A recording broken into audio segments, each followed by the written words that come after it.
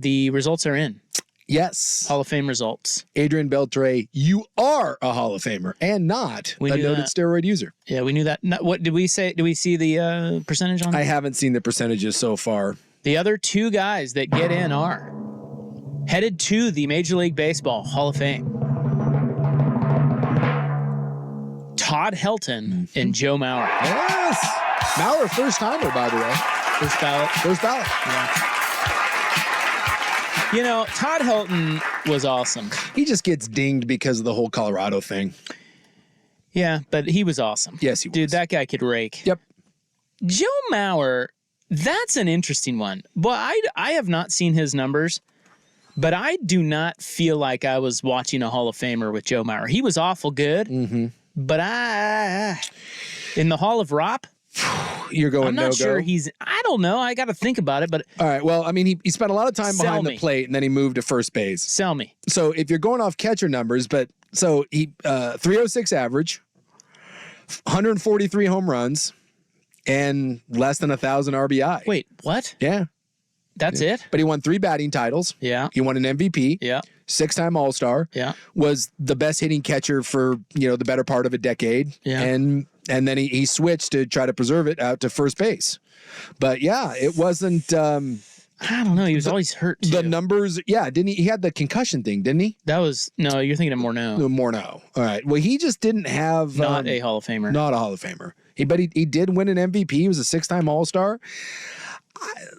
The numbers are not they're certainly not overwhelming, especially in an era of even catchers. When you look at a guy like Mike Piazza, though he wasn't a great defensive catcher, or Pudge, those numbers, boy, I would have assumed they were better than that. So his 162 game average, we'll do that. And he played for 15 years. So his average, of course, 306, and he averaged 80 RBI and 12 home runs. Yeah, but he was a catcher. He was a catcher. Still, that's a little... He was awesome, don't get me wrong. Yeah. But... First ballot? Yeah, that's crazy. So Helton had to take a couple years to get Helton, in? Helton only hit... Let's see, I'm looking here. He was in Colorado the whole time. Yeah. 16 years. 369 home runs. I thought he had more than that. I would have thought he had more than that, too. One year he hit 370 with 147 RBI. Is that any good? Sorry, 372. Yeah, that's pretty good. He was awesome. But I'll tell you what, when you look up, just off, and again, this with Mauer, obviously you're going behind the plate, too, in the Gold Gloves. But if you look up his similar batters, the Baseball Reference, boy, it's... Frank White on there? It's not a who's who. Of well, who is it? Well, you got like Ray Durham's in there and Al Dark. You got Marty McManus. He hits like a lot of middle infielders. As Michael Young, Bill Matlock, Dustin Pedroia is there. Wow. It's not it's. I don't know, man. I don't know if I don't know. They don't ask me.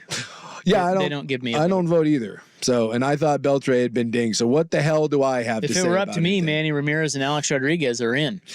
I think all those. The one to me that's egregious is Barry Bonds. Clemens and Bonds. Well, they're all egregious. If Bonds is the best of all of them, but they all have sick numbers. Yes. A-Rod, come on, he was one of the best players ever. Yes. Ever. You can make a strong. Go back and look at Alex Rodriguez where he ranks all time, and take Bonds out of it because to me, I'm sorry, Bonds planted the flag. He's the best baseball player of all time. I understand Ruth and I understand these guys, but again, playing in a segregated league, Barry Bonds, to me, unquestioned, best player in baseball. He was a Hall of Famer before the roids. He was a Hall of Famer after roids. 90% of the dudes that were mashing during that time were all on him, and Bonds still did it better than everyone else, all Lance Armstrong. And then you look at Clemens and what Clemens did. Find me 5 pitchers in Major League Baseball history that are better than Roger Clemens. And if the batters were all using steroids, then Clemens was.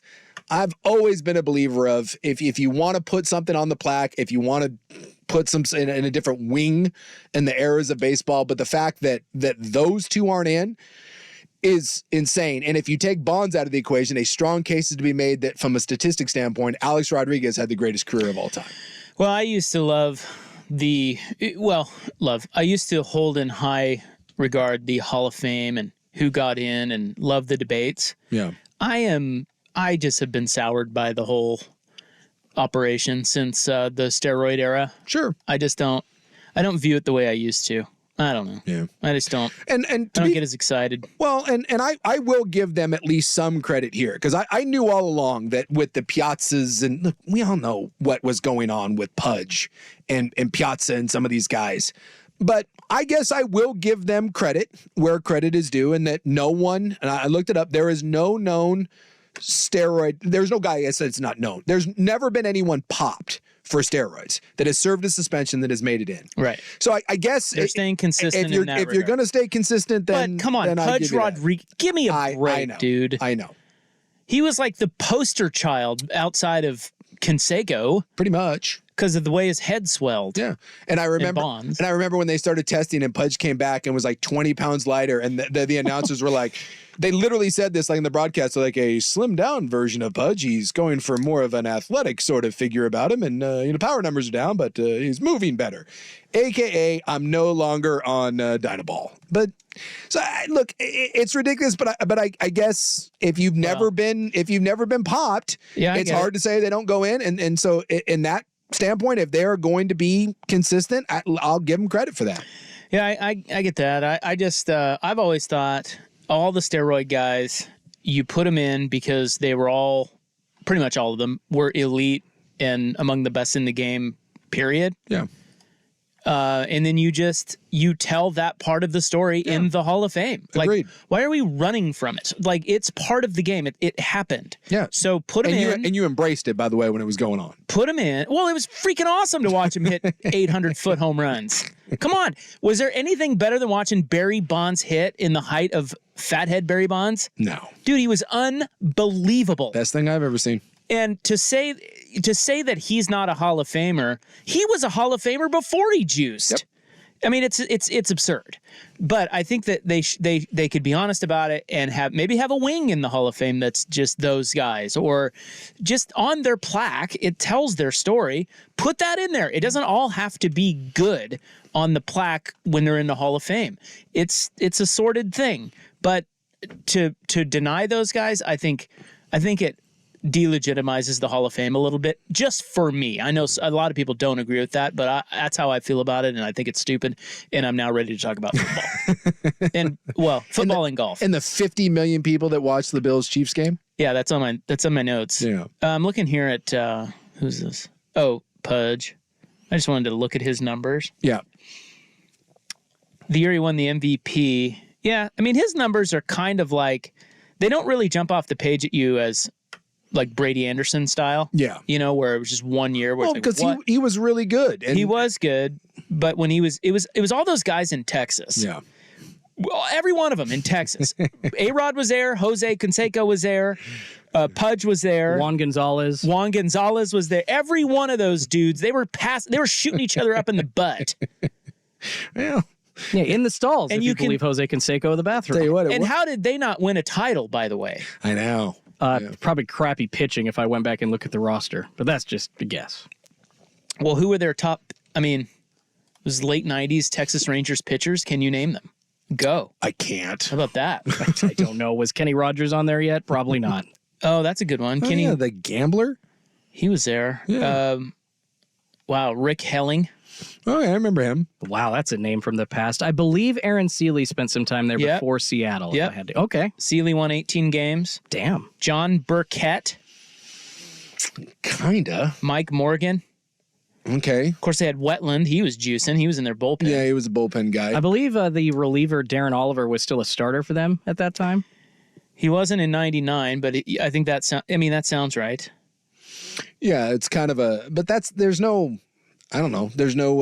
There's Rogers and Darren Oliver in 2000. Esteban Loaiza. Not a lot of marquee names. So should have spent some of that Roy juice on some arms. Gone and got you Ryan Franklin while you were at it. Yeah, 98, their best pitcher had a 4.41 ERA starting wise. So there you go. That's well, did any pitcher, like, it'd be funny to go back and look now at pitching stats when they were pitching to all those fat-headed guys. Yeah. I mean, nobody was, now we're spoiled by today's pitching numbers. Mm-hmm. Go back and look at the stats. Like a 3 ERA was good then. Well, yeah, because everyone was hitting the ball 1,000 yards. That's what I'm saying. Yeah. Like those guys pitching against all those fathead dudes with these roids in their butt. I don't fault anyone because if you played in that era and you knew, it's why I don't fault Lance Armstrong. The only thing I don't like is the people that are indignant about it and tried to ruin lives to cover their own ass, a la Lance Armstrong. But Roger Clemens. Exactly. If you're playing in that field and everyone around you is doing it, that's why I can at least somewhat respect Bonds. Bonds was an ass, but Bonds was never pulling a Clemens. And remember, Clemens was like, I don't even know what steroids are. Like, if I took steroids, I'd have a horn growing out of my head. He had like that stupid interview. At least Bonds just did Bonds was like, clean out your own closet before coming to after mine. You know who handled it better than anyone? And it was pretty much a cop out at the time. Pettit. Yeah.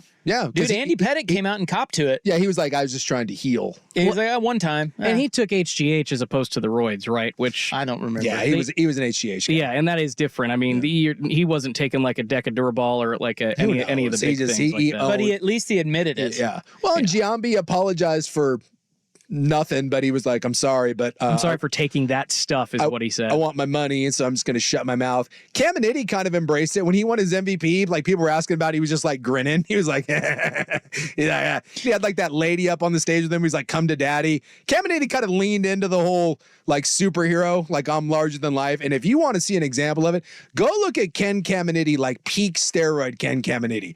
Guy looked like a WWE wrestler out there swinging that thing. He won an MVP. He's out there slinging that wood. Yeah, looking at some of the pitching stats, better than I thought. Yeah. But it's all the elite guys. Like, it makes you wonder what they were on because it's Randy Johnson, the only guys under 3 ERA-wise in those 3 or 4 seasons, late 90s, 2000, whatever. Yeah. You're looking at Randy Johnson, Greg Maddux, Pedro Martinez, Roger Clemens, and, Kevin Brown. Well, and you would assume that's really it.